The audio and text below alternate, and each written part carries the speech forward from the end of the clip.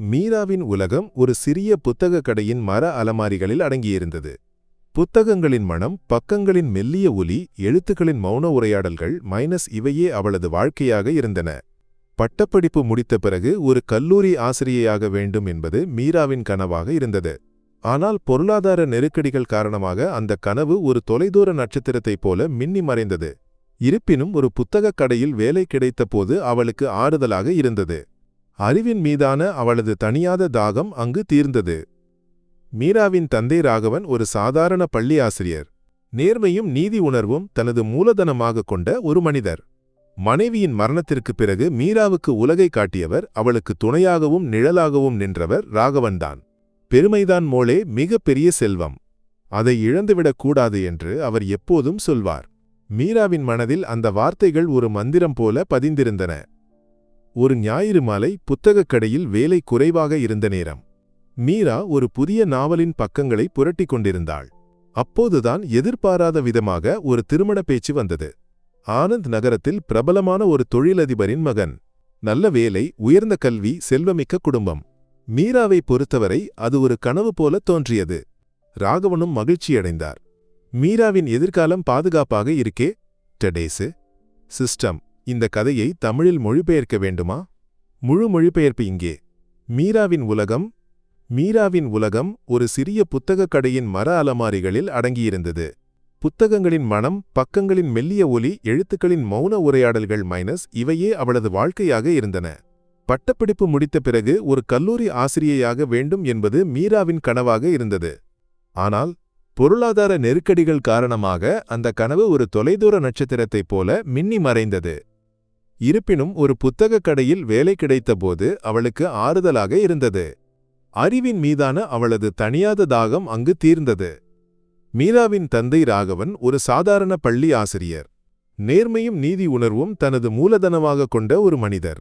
மனைவியின் மரணத்திற்குப் பிறகு மீராவுக்கு உலகை காட்டியவர், அவளுக்கு துணையாகவும் நிழலாகவும் நின்றவர் ராகவன்தான். பெருமைதான் மோளே மிகப்பெரிய செல்வம், அதை இழந்துவிடக்கூடாது என்று அவர் எப்போதும் சொல்வார். மீராவின் மனதில் அந்த வார்த்தைகள் ஒரு மந்திரம் போல பதிந்திருந்தன. ஒரு ஞாயிறு மாலை புத்தகக் கடையில் வேலை குறைவாக இருந்த நேரம். மீரா ஒரு புதிய நாவலின் பக்கங்களை புரட்டிக் கொண்டிருந்தாள். அப்போதுதான் எதிர்பாராத விதமாக ஒரு திருமண பேச்சு வந்தது. ஆனந்த் நகரத்தில் பிரபலமான ஒரு தொழிலதிபரின் மகன். நல்ல வேலை, உயர்ந்த கல்வி, செல்வமிக்க குடும்பம். மீராவை பொறுத்தவரை அது ஒரு கனவு போல தோன்றியது. ராகவனும் மகிழ்ச்சியடைந்தார். மீராவின் எதிர்காலம் பாதுகாப்பாக இருக்கும் என்று அவர் நம்பினார். முதல் சந்திப்பிலேயே ஆனந்தை மீராவுக்கு பிடித்திருந்தது. அமைதியான பண்பு, இனிமையான பேச்சு. ஆனந்தின் குடும்பத்திற்கும் மீராவை பிடித்திருந்தது. ஆனால் ஆனந்தின் தாய் சரஸ்வதி அம்மாவின் பேச்சிலும் அவரது சகோதரி தீபாவின் பேச்சிலும் ஒரு இயல்பற்ற தன்மையை மீரா கவனித்தாள். எங்கள் குடும்பத்திற்கு ஏற்ற ஒரு பெண் என்று சரஸ்வதி அம்மா கூறினார். ஆனால் சில விஷயங்கள் எங்கள் தரத்திற்கு ஏற்ப. ராகவன் அந்த வார்த்தைகளை பொருட்படுத்தவில்லை. அது எல்லாம் சாதாரணம்தான் மோளே, திருமணத்தின் சில பழக்கங்கள் என்று அவர் மீராவை ஆறுதல் படுத்தினார். ஆனால் மீராவின் மனதில் ஒரு மெலிதான சந்தேகம் தங்கிவிட்டது. திருமண நிச்சயதார்த்தம் முடிந்தது. திருமண ஏற்பாடுகள் பிரம்மாண்டமாக நடந்தன. ராகவன் தனது வாழ்நாள் சேமிப்பை மகளின் திருமணத்திற்காக முழுவதுமாக ஒதுக்கினார். ஆனால் ஒவ்வொரு நாளும் ஆனந்தின் வீட்டிலிருந்து புதிய கோரிக்கைகள் வரத் தொடங்கின. ஆனந்திற்கு ஒரு புதிய கார் வேண்டும், வீட்டில் கொஞ்சம் தங்கம் குறைவாக உள்ளது, மரச்சாமான்களுக்கு புதிய வடிவமைப்பு வேண்டும். முதலில் ராகவன் இவை சாதாரண கோரிக்கைகள் என்று நினைத்தார். ஆனால் கோரிக்கைகள் அதிகரித்த போது அவருக்கு கவலை ஏற்பட்டது. மீராவிடம் இதை பற்றி பேசியபோது அவளுக்கும் வேதனையாக இருந்தது. அப்பா, வேண்டாம் என்றால் வேண்டாம், எனக்கு இவை எதுவும் வேண்டாம் என்று அவள் கூறினாள். ஆனால் மகளின் மகிழ்ச்சிக்காக ராகவன் எல்லாவற்றையும் பொறுத்தார். இது ஒரு புதிய வாழ்க்கை மோளே, சமரசம் செய்ய வேண்டும் என்று அவர் ஆறுதல் கூறினார். பிரமாண்டமாக திருமணம் நடந்தது. மீரா ஆனந்தின் வீட்டிற்கு சென்றாள். முதல் சில நாட்கள் மகிழ்ச்சியாக இருந்தன. ஆனந்த் மீராவிடம் அன்பாக நடந்து கொண்டான். தேனிலவின் போது அவர்கள் பல கனவுகளை பகிர்ந்து கொண்டனர். மீரா தனது கனவுகள் நனவாகப் போகின்றன என்று நினைத்தாள். ஆனால் தேனிலவின் மயக்கம் மறைந்ததும் யதார்த்தத்தின் கசப்பு மீராவுக்கு தெரியத் தொடங்கியது. சரஸ்வதி அம்மாவும் தீபாவும் தங்கள் உண்மையான நிறத்தை காட்டத் தொடங்கினர். ஒவ்வொரு சிறிய விஷயத்திற்கும் மீராவை குறை கூறினர். உன் வீட்டிலிருந்து வந்த தங்கம் குறைவாக இருக்கிறது, இந்த மரச்சாமான்களுக்கு தரமில்லை. உன் தந்தை எங்களை ஏமாற்றிவிட்டார். இந்த வார்த்தைகள் மீராவின் இதயத்தில் காயங்களை ஏற்படுத்தின. ஆனந்தின் நடத்தையிலும் மாற்றங்கள் தெரியத் தொடங்கின. முதலில் மீராவை ஆதரித்தவன் படிப்படியாக அம்மாவின் பக்கம் சாய்ந்தான். மீராவை குறை கூறும்போது அவன் மௌனமாக இருந்தான். சில சமயங்களில் அவளை குறை கூறுவதில் அவர்களுடன் இணைந்தான். உன் தந்தை இன்னும் கொஞ்சம் கவனமாக இருக்க வேண்டியிருந்தது என்று அவன் கூறியபோது மீராவின் இதயம் உடைந்தது. பணத்திற்கு முன்பு அன்பு ஒரு மதிப்பற்ற பொருள் என்பதை அவள் உணர்ந்தாள். ராகவன் மகளை பார்க்க வரும்போது மீரா தனது துயரங்களை பகிர மறுத்தாள். தந்தையை வேதனைப்படுத்த விரும்பவில்லை. ஆனால் ராகவனுக்கு மகளின் முகத்தில் தெரிந்த மங்களை கவனித்தார். என்ன மோளே, ஏதாவது பிரச்சனையா என்று. இருந்ததாம். கர்ப்பமாக முடியாத நிலை இருந்ததாம் என்று சரஸ்வதி அம்மா கூறினார். பிறகு எப்படி இவ்வளவு விரைவில் கர்ப்பமானாள் என்று தீபா சந்தேகம் விதைத்தாள். ஆனந்தின் மனதில் சந்தேகத்தின் விதைகள் முளைத்தன. அவன் மீராவை சந்தேகத்துடன் பார்த்தான். அவனது கண்களில் இருந்த அன்பு மறைந்து ஒருவித தூரமும் சந்தேகமும் நிறைந்தது. மீராவால் அந்த மாற்றத்தை தாங்க முடியவில்லை. நீங்கள் என்ன சொல்கிறீர்கள்? எனக்கு என்ன பிரச்சனை என்று அவள் கேட்டாள். உனக்கு தெரிந்திருந்தும் எங்களிடம் மறைத்து வைத்திருக்கிறாயா என்று ஆனந்த் கேட்டான். நான் ஒன்றையும் மறைக்கவில்லை. எனக்கு அப்படியொரு பிரச்சனை இல்லை என்று மீரா அழுது கொண்டு கூறினாள். ஆனால் யாரும் அவளை நம்பவில்லை. சரஸ்வதி அம்மாவும் தீபாவும் ஆனந்தின் மனதில் சந்தேகத்தின் விஷத்தை விதைத்தனர். இந்த குழந்தை உன்னுடையது என்று என்ன உறுதி என்று சரஸ்வதி அம்மா கேட்டார். அந்த கேள்வி மீராவின் உலகத்தை உடைத்தது. அவளது பெருமைக்கு ஏற்பட்ட மிக பெரிய தாக்குதலாக அது இருந்தது. கர்ப்பகாலம் மீராவுக்கு ஒரு பயங்கர கனவாக மாறியது. ஒவ்வொரு நாளும் மாமியார் வீட்டில் அவள் தனிமைப்படுத்தப்பட்டாள். சரஸ்வதி அம்மாவும் தீபாவும் அவளை பார்க்கும்போது முகம் திருப்பிக் கொண்டனர். ஆனந்த் அவளுடன் பேசுவதை நிறுத்தினான். அவனது கண்களில் சந்தேகமும் வெறுப்பும் நிறைந்திருந்தன. அவளுக்கு பசியின்மை ஏற்பட்டது. தூக்கமிழந்தாள். அறையின் 4 சுவர்களுக்குள் அவள் தளர்ந்தாள். கணவனின் அன்பை இழந்தது அவளை வலியுறுத்தியது. ஒரு கர்ப்பிணி பெண்ணுக்கு தேவையான அன்பும் கவனிப்பும் அவளுக்கு மறுக்கப்பட்டது. அவளுக்கு வாந்தியோ தலைச்சுற்றலோ வந்தபோது யாரும் கவனிக்கவில்லை. அவளுக்கு எல்லாவற்றையும் தனியாக சமாளிக்க வேண்டியிருந்தது. ராகவன் மகளை பார்க்க வரும்போது அவளது முகத்தின் மங்கல் அவரை வேதனைப்படுத்தியது. மோளே, உனக்கு என்ன ஆயிற்று? முகம் மிகவும் களைப்பாக இருக்கிறது என்று கேட்டார். மீராவால் உண்மையைச் சொல்ல முடியவில்லை. ஒன்றுமில்லை அப்பா, கர்ப்ப காலத்தின் சாதாரண களைப்பு என்று பொய் கூறினாள். ஆனால் ராகவனுக்கு மகளுக்கு ஏதோ நடக்கிறது என்று தோன்றியது. ஒரு நாள் ராகவன் மகளின் மாமியார் வீட்டிற்கு சென்றபோது சரஸ்வதி அம்மாவையும் தீபாவையும் சந்தித்தார். அவர்களது பேச்சில் ஒரு கேலி உணர்வை அவர் கவனித்தார். உங்கள் மகளுக்கு நல்ல கல்வி இருக்கிறது என்று சொன்னீர்களே, ஆனால் சில விஷயங்களுக்கு ஒரு தரம் வேண்டாமா என்று சரஸ்வதி அம்மா கூறினார். ராகவனுக்கு ஒன்றும் புரியவில்லை. நீங்கள் என்ன சொல்கிறீர்கள் என்று கேட்டார். ஒன்றுமில்லை ராகவன் மாஷே, சில விஷயங்கள் காலம் தெளிவுபடுத்தும் என்று தீபா சிரித்துக்கொண்டு கூறினாள். ராகவனுக்கு கோபம் வந்தது.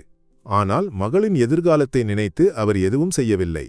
வீட்டிற்கு திரும்பிய போது மீராவை அழைத்தார். மோளே, உனக்கு ஏதாவது பிரச்சனை இருந்தால் என்னிடம் திறந்து சொல்லு. உனக்கு நான் மட்டுமே இருக்கிறேன் என்று கூறினார். மீராவால் கண்ணீரை அடக்க முடியவில்லை. அவள் எல்லாவற்றையும் தந்தையிடம் திறந்து கூறினாள். சந்தேகத்தின் நிழல் தன்னை எவ்வாறு வேட்டையாடுகிறது என்று விளக்கினாள். ராகவன் அதிர்ச்சியடைந்தார். தனது மகளின் பெருமையை களங்கப்படுத்தியவர்களை அவர் வெறுத்தார். மீராவின் வார்த்தைகள் ராகவனின் இதயத்தில் ஆழமான வலியாக மாறியது. மகளின் நிரபராதித்தன்மையை நிரூபிக்க அவர் முடிவு செய்தார். நாம் சட்டப்படி இதை எதிர்கொள்வோம் மோளே. உண்மை வெளிப்பட வேண்டும் என்று உறுதியாக கூறினார். ராகவன் ஒரு வழக்கறிஞரை சந்திக்க முடிவு செய்தார். தனது முன்னாள் மாணவனான வழக்கறிஞர் ரவீந்திரனை அணுகினார். ரவீந்திரன் ராகவனின் விஷயங்களை கவனமாக கேட்டார். மாஷே, இது மிகவும் தீவிரமான விஷயம். ஒரு பெண்ணின் பெருமையை கேள்வி கேட்பது இது. நாம் இதை வலுவாக எதிர்கொள்ள வேண்டும் என்று கூறினார். ஆனந்திற்கும் அவனது குடும்பத்திற்கும் வழக்கறிஞர் நோட்டீஸ் அனுப்பப்பட்டது. நோட்டீஸை பார்த்து அவர்கள் அதிர்ச்சியடைந்தனர். இது எதுவும் நடக்காது, அவளால் நிரூபிக்க முடியாது என்று சரஸ்வதி அம்மா கூறினார். ஆனால் ஆனந்தின் மனதில் ஒரு மெலிதான பயம் தோன்றியது. வழக்கறிஞர் நோட்டீஸ் கிடைத்ததும் மாமியார் வீட்டில் மீராவுக்கு எதிரான துன்புறுத்தல் அதிகரித்தது. நீ எங்களை அவமானப்படுத்த பார்க்கிறாயா என்று ஆனந்த் கோபமாக கேட்டான். இந்த குழந்தை உன்னுடையது என்று நிரூபிக்க முடியாது என்று தீபா கேலி செய்தாள். மீரா மனதளவில் தளர்ந்தாள். ஆனால் ராகவனின் வார்த்தைகள் அவளுக்கு தைரியமளித்தன. நீதிமன்றத்தில் வழக்கு தாக்கல் செய்யப்பட்டது. மீராவின் பெருமைக்கு ஏற்பட்ட களங்கத்திற்கு இழப்பீடு கோரப்பட்டது. மேலும் குழந்தையின் தந்தைத்துவத்தை நிரூபிக்க டிஎன்ஏ பரிசோதனை நடத்தப்பட வேண்டும் என்று கோரப்பட்டது. ஆனந்தின் குடும்பம் டிஎன்ஏ பரிசோதனைக்கு ஒப்புக்கொள்ளவில்லை. நாங்கள் அதற்கு தயாராக இல்லை. இது எங்கள் குடும்பத்தின் மரியாதையை பாதிக்கும் என்று சரஸ்வதி அம்மா கூறினார். ஆனால் ராகவனும் ரவீந்திரனும் விடவில்லை. ஒரு பெண்ணின் நிரபராதித்தன்மையை நிரூபிக்க டிஎன்ஏ பரிசோதனை அவசியம் என்று நீதிமன்றத்தில் வாதாடினர். நீதிமன்றம் டிஎன்ஏ பரிசோதனைக்கு உத்தரவிட்டது. மீராவின் வழக்கு ஊரெங்கும் பேசுபொருளானது. ஒவ்வொரு தேநீர் கடையிலும் வீட்டு முற்றத்திலும் மீராவின் கதை விவாதிக்கப்பட்டது. மக்கள் அவளை சந்தேகத்துடன் பார்த்தனர். சிலர் அவளை பகிரங்கமாக குறை கூறினர். அவளுக்கு வேறு உறவு இருந்திருக்கும், அதனால்தான் கணவன் அவளை கைவிட்டான். மீராவால் வெளியே செல்ல முடியவில்லை. கடைக்கு செல்லும்போது மக்கள் அவளை பார்த்து மெதுவாக பேசுவர். ராகவனும் இந்த துயரத்தை அனுபவித்தார். பள்ளியில் சக ஆசிரியர்கள் அவரை பரிதாபத்துடன் பார்த்தனர். சிலர் பகிரங்கமாக கேலி செய்தனர். மாஷின் மகள் நல்ல பெயர் வாங்கிவிட்டாள் என்று கூறினர். ராகவனுக்கு கோபம் வந்தது. ஆனால் மகளின் நிரபராதித்தன்மையை நிரூபிக்க அவர் உறுதியாக இருந்தார். உண்மை ஒரு நாள் வெளிப்படும். அப்போது இப்படி பேசுபவர்கள் தலைகுனிவர் என்று மனதில் நினைத்தார். மீராவின் தோழிகள் கூட படிப்படியாக அவளை விட்டு விலகினர். அவளால் யாரையும் நம்ப முடியவில்லை. கர்ப்ப காலத்தில் இந்த மன அழுத்தம் அவளது உடல்நலத்தையும் பாதித்தது. இரவில் அவள் அழுது கொண்டு எழுந்தாள். ராகவன் மகளுக்கு முழு ஆதரவு அளித்தார். மோளே, கவலைப்படாதே. இந்த உலகம் இப்படித்தான். உண்மை தெரியாமல் தீர்ப்பு எழுதுவர். ஆனால் நாம் உண்மையை நிரூபிப்போம் என்று ஆறுதல் கூறினார். சமூகத்தின் குத்து வார்த்தைகள் அவர்களை தளர வைக்கவில்லை. ராகவனும் மீராவும் ஒன்றாக நின்று இந்த நெருக்கடியை எதிர்கொள்ள முடிவு செய்தனர். டிஎன்ஏ பரிசோதனையின் முடிவு ஒரு புதிய திருப்பத்தை ஏற்படுத்தும் என்று நம்பினர். டிஎன்ஏ பரிசோதனைக்கு நீதிமன்ற உத்தரவு ஆனந்தின் குடும்பத்திற்கு பெரிய அடியாக இருந்தது. அவர்களுக்கு வேறு வழியில்லாமல் போனது. ஒரு நாள் காலை மீராவும் ராகவனும் வழக்கறிஞர் ரவீந்திரனும் ஆனந்தும் அவனது பெற்றோரும் மருத்துவமனைக்கு சென்றனர். ஆனந்த் கட்டாயப்படுத்தப்பட்டு வந்தாலும் அவனது முகத்தில் பயமும் அமைதியின்மையும் தெரிந்தன. மீராவின் உள்ளே பயமும் ஆர்வமும் ஒருசேர நிறைந்திருந்தன. இந்த பரிசோதனை தனது நிரபராதித்தன்மையை நிரூபிக்க ஒரே வழி. நிரூபிக்க முடியவில்லை என்றால் தனது மற்றும் குழந்தையின் எதிர்காலம் என்னவாகும்? இந்த எண்ணங்கள் அவளை பயமுறுத்தின. ராகவன் அவளது கைகளை இறுக்க பிடித்தார். பயப்படாதே மோளே, உண்மை வெல்லும் என்று மெதுவாக கூறினார். பரிசோதனை நடைமுறைகள் தொடங்கின. இரத்த மாதிரிகள் சேகரிக்கப்பட்டன. ஒவ்வொரு நிமிடமும் ஒரு யுகம் போல இருந்தது. ஆனந்த் அமைதியின்றி நடந்து கொண்டிருந்தான். சரஸ்வதி அம்மாவும் தீபாவும் ஒருவரை ஒருவர் பார்த்து மெதுவாக பேசினர். அவர்களது முகத்தில் கவலை தோன்றியது. பரிசோதனை முடிவு வர 2 வாரங்கள் ஆன. இந்த 2 வாரங்கள் மீராவுக்கும் ராகவனுக்கும் தூக்கமில்லாத இரவுகளாக இருந்தன. ஒவ்வொரு நாளும் எதிர்பார்ப்புடனும் பயத்துடனும் காத்திருந்தனர். மீராவின் கர்ப்பம் 9ஆம் மாதத்திற்கு சென்றிருந்தது. அவளது உடல் களைத்து மனம் மேலும் தளர்ந்தது. ஒரு நாள் ரவீந்திரன் ராகவனை அழைத்தார். மாஷே, டிஎன்ஏ பரிசோதனை முடிவு வந்துவிட்டது. நாளை காலை 10 மணிக்கு நீதிமன்றத்தில் இருக்க வேண்டும் என்று கூறினார். ராகவனின் இதயத்தில் ஒரு பயம் தோன்றியது. முடிவு என்னவாக இருக்கும்? அவர் மீராவை பார்த்தார். அவளது முகத்திலும் அதே கவலை. பரிசோதனை முடிவு வருவதற்கு முந்தைய இரவு மீராவால் தூங்க முடியவில்லை. 1000 எண்ணங்கள் அவளை அலைக்கழித்தன. இந்த முடிவு தனது வாழ்க்கையை மாற்றும் என்று தோன்றியது. அதிகாலையில் அவளுக்கு பிரசவ வலி தொடங்கியது. ராகவன் அவளை உடனடியாக மருத்துவமனைக்கு அழைத்து சென்றார். வலியும் கவலையும் நிறைந்த மணி நேரங்கள். ராகவன் வெளியே ஆர்வத்துடன் காத்திருந்தார். மகளுக்கு இப்படியொரு துயரம் வந்ததற்கு அவர் தன்னையே குறை கூறினார். இறுதியாக ஒரு குழந்தையின் அழுகை கேட்டது. மீரா ஒரு ஆண் குழந்தையை பெற்றெடுத்தாள். முதன்முறையாக குழந்தையை பார்த்தபோது மீராவின் கண்கள் கண்ணீரால் நிறைந்தன. அவளது எல்லா வலிகளும் மறைந்தன. அந்த குழந்தை அவளது வாழ்க்கையின் மிகப்பெரிய மகிழ்ச்சியாக இருந்தது. ஆனால் அதே நேரத்தில் குழந்தையின் தந்தைத்துவம் குறித்த கேள்விகள் அவளை மீண்டும் அலைக்கழித்தன. ராகவன் குழந்தையை கையில் எடுத்தார். அவரது முகத்தில் ஒரு ஆறுதல். இவன் நமது பெருமை மோளே என்று கூறினார். அதே நேரத்தில் நீதிமன்றத்தில் டிஎன்ஏ பரிசோதனை முடிவு அறிவிக்கப்படவிருந்த செய்தி ஆனந்தின் குடும்பத்தை அச்சுறுத்தியது. ஆனந்த் தனது தாயிடமும் சகோதரியிடமும் வாக்குவாதம் செய்தான். எல்லாம் உங்கள் பேராசை காரணமாக நடந்தது என்று கூறினான். மறுநாள் காலை ராகவனும் ரவீந்திரனும் நீதிமன்றத்திற்கு சென்றனர். மீரா மருத்துவமனையில் இருந்ததால் வர முடியவில்லை. ஆனந்தும் அவனது பெற்றோரும் நீதிமன்றத்தில் இருந்தனர். அவர்களது முகத்தில் பயமும் பதற்றமும் தெரிந்தன. நீதிமன்ற அறையில் மௌனம் நிலவியது. நீதிபதி டிஎன்ஏ பரிசோதனை அறிக்கையை திறந்தார். எல்லோரது இதய துடிப்பும் அதிகரித்தது. அறிக்கையை படித்த பிறகு நீதிபதி முகம் உயர்த்தினார். டிஎன்ஏ பரிசோதனை முடிவு தெளிவாக கூறுகிறது என்று நீதிபதி கூறினார். குழந்தையின் தந்தைத்துவம் ஆனந்துடையது என்பது அறிவியல் பூர்வமாக நிரூபிக்கப்பட்டுள்ளது. அந்த வார்த்தைகள் நீதிமன்றத்தில் ஒரு குண்டு வெடித்தது போல இருந்தது. ராகவனின் கண்கள் கண்ணீரால் நிறைந்தன. அவரது முகத்தில் ஆறுதலும் மகிழ்ச்சியும் நிறைந்தன. ரவீந்திரன் புன்னகைத்தார். ஆனால் ஆனந்தின் குடும்பம் அதிர்ச்சியடைந்தது. சரஸ்வதி அம்மாவும் தீபாவும் வெளிரிப்போன முகத்துடன் இருந்தனர். ஆனந்த் தலை குனிந்து நின்றான். அவனால் ஒரு வார்த்தையும் பேச முடியவில்லை. அவனது தவறுகள் அவனுக்கு முன்னால் தோன்றின. நீதிபதி தொடர்ந்தார். இந்த வழக்கில் மீராவின் பெருமைக்கு பெரிய களங்கம் ஏற்பட்டுள்ளது. கணவனும் குடும்பமும் அவளுக்கு மனரீதியாகவும் உடல் ரீதியாகவும் பெரும் துன்பத்தை அளித்துள்ளனர். எனவே மீராவுக்கு இழப்பீடாக ஒரு பெரிய தொகையை ஆனந்த் வழங்க வேண்டும். மேலும் குழந்தையின் பராமரிப்பு செலவுகளையும் ஆனந்த் ஏற்க வேண்டும். ஆனந்தின் குடும்பம் எதிர்ப்பு தெரிவிக்க முயன்றாலும் நீதிபதி அவர்களை தடுத்தார். உண்மை நிரூபிக்கப்பட்டுவிட்டது. சட்டம் அதன் பாதையில் செல்லும் என்று கராராக கூறினார். ராகவன் பெருமையுடன் நீதிமன்றத்தை விட்டு வெளியேறினார். மகளின் நிரபராதித்தன்மை நிரூபிக்கப்பட்டது. உண்மை வென்றது. அவர் உடனடியாக மருத்துவமனைக்கு திரும்பினார். மீராவையும் குழந்தையையும் கட்டிப்பிடிக்க அவருக்கு அவசரமாக இருந்தது. ராகவன் மருத்துவமனையை அடைந்தார். மீராவையும் குழந்தையையும் பார்த்தபோது அவரது கண்கள் மீண்டும் நிறைந்தன. உண்மை வென்றது மோளே என்று மகிழ்ச்சியுடன் கூறினார். மீராவின் முகத்தில் ஒரு மெலிதான புன்னகை தோன்றியது. அவளது மனதிலிருந்த பாரம் இறங்கியது போல உணர்ந்தாள். மருத்துவமனையிலிருந்து வீட்டிற்கு திரும்பும்போது ராகவனின் மனதில் பல எண்ணங்கள் அலைமோதின. மகளுக்கு ஏற்பட்ட துயரங்கள், சமூகத்தின் குத்துவார்த்தைகள் எல்லாம் அவரை வேதனைப்படுத்தின. ஆனால் இப்போது உண்மை வெளிப்பட்டது. மகளின் பெருமை பாதுகாக்கப்பட்டது. வீட்டிற்கு வந்தபோது அயலவர்கள் ஆச்சரியத்துடன் அவர்களை பார்த்தனர். மீராவை சந்தேகத்துடன் பார்த்தவர்களின் கண்களில் இப்போது மரியாதை நிறைந்திருந்தது. சிலர் மீராவை பார்க்க வந்தனர். எங்களுக்கு தவறாகிவிட்டது மோளே, உண்மை தெரியாமல் நாங்கள் குறை கூறினோம் என்று கூறினர். மீரா அவர்களை பார்த்து புன்னகைத்தாள். அவளுக்கு யாரிடமும் கோபமில்லை. குழந்தைக்கு ராகவ் என்று பெயர் வைத்தனர். ராகவனின் நினைவாக. ராகவ் வளரும்போது அவனது தாத்தாவைப் போல நேர்மையாகவும் நீதியாகவும் இருக்க வேண்டும் என்று மீரா விரும்பினாள். ஆனந்தின் குடும்பம் நீதிமன்ற தீர்ப்பால் உடைந்து போனது. அவர்களுக்கு பெரிய பொருளாதார இழப்பு ஏற்பட்டது. சரஸ்வதி அம்மாவும் தீபாவும் ஒருவரை ஒருவர் குறை கூறினர். அவர்களது குடும்பத்தில் கலவரம் தொடங்கியது. ஆனந்த் மனரீதியாக உடைந்து போனான். அவனது தவறுகள் அவனை வேட்டையாடின. மீராவின் வாழ்க்கை ஒரு புதிய திருப்பத்தை அடைந்தது. குஞ்சு ராகவை கவனிக்க வேண்டியிருந்தது. தனக்கென ஒரு வேலை கண்டுபிடிக்க வேண்டியிருந்தது.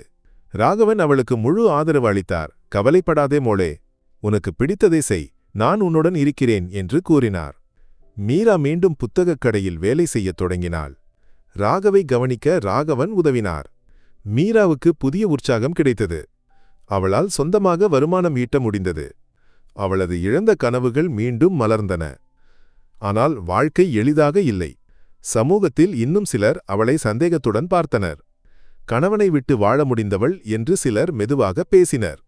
ராகவ் வளரும்போது அவனது கேள்விகள் மீராவை அலைக்கழித்தன. அம்மா, எனக்கு ஏன் அப்பா இல்லை என்று கேட்கும்போது மீராவின் இதயம் உடைந்தது. மீரா ராகவிடம் உண்மையைச் சொல்ல முடிவு செய்தாள். அவனது வயதுக்கு ஏற்ப விஷயங்களை விளக்கினாள். ராகவ் எல்லாவற்றையும் புரிந்து கொண்டான். அவன் அம்மாவை கட்டிப்பிடித்தான். அம்மா, கவலைப்படாதே, எனக்கு நீயும் தாத்தாவும் போதும் என்று கூறினான். ஆனந்த் மீராவை பார்க்க வந்தான். வருத்தத்துடன் மன்னிப்பு கேட்டான். நான் தவறு செய்துவிட்டேன் மீரா. என் அம்மாவின் சகோதரியின் வார்த்தைகளை நம்பினேன். என் தவறுகளுக்கு மன்னிப்பு இல்லை என்று கூறினான். மீரா அவனை பார்த்தாள். அவளது கண்களில் கோபமோ வெறுப்போ இல்லை. அவளுக்கு அவனிடம் ஒரு உணர்வின்மை தோன்றியது. எனக்கு உன்னிடம் ஒன்றும் சொல்ல இல்லை ஆனந்த். என் வாழ்க்கையில் நீ ஒரு முடிந்த அத்தியாயம் என்று கூறினாள். வருடங்கள் கடந்தன. ராகவ் வளர்ந்தான். படிப்பில் சிறந்து விளங்கினான். மீரா ஒரு கல்லூரி ஆசிரியையானாள். அவளது கனவு நனவானது. சமூகத்தில் அவளுக்கு நல்ல பெயர் கிடைத்தது. அவளது கதை பலருக்கு உத்வேகமாக இருந்தது. ராகவன் மீராவின் மற்றும் ராகவின் மகிழ்ச்சியில் திருப்தியடைந்தார். மகளின் பெருமையை பாதுகாக்க முடிந்ததில் அவர் பெருமைப்பட்டார். பணத்தை விட பெருமை முக்கியம் மோளே என்று மீராவிடம் கூறினார். ஒரு நாள் ராகவ் பள்ளியில் ஒரு பேச்சுப் போட்டியில் கலந்து கொண்டான். தலைப்பு பெருமை. தனது அம்மாவின் மற்றும் தாத்தாவின் கதையை பேசினான். நேர்மையும் நீதியும் ஒரு குடும்பத்தை எவ்வாறு துயரத்திலிருந்து காப்பாற்றியது என்று விளக்கினான். அவனது பேச்சு எல்லோரையும் அதிர்ச்சியடைய செய்தது. அவனுக்கு முதல் பரிசு கிடைத்தது. மீராவின் கண்கள் கண்ணீரால் நிறைந்தன. மகன் தனது பெருமையைப் பற்றி பேசியதை கேட்டு மகிழ்ந்தாள். ராகவ் மேடையிலிருந்து இறங்கி வந்து அம்மாவையும் தாத்தாவையும் கட்டிப்பிடித்தான். ஆனந்தின் குடும்பம் பொருளாதார ரீதியாக உடைந்து போனது. அவர்களது தொழில் நஷ்டமடைந்தது. சரஸ்வதி அம்மாவும் தீபாவும் நோய்வாய்ப்பட்டனர். ஆனந்த் தனிமையடைந்தான். அவனது வாழ்க்கை ஒரு பாடமாக மாறியது. மீராவும் ராகவனும் மற்றவர்களுக்கு ஒரு முன்மாதிரியாக மாறினர். பணத்தை விட நேர்மையும் பெருமையும் முக்கியம் என்று உலகிற்கு காட்டினர். மீராவின் கதை பலருக்கு உத்வேகமாக இருந்தது.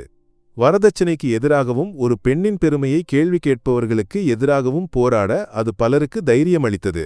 மீராவும் ராகவனும் குஞ்சு ராகவுடன் மகிழ்ச்சியாக வாழ்ந்தனர். அவர்களது வாழ்க்கை பெருமையின் சின்னமாக மாறியது.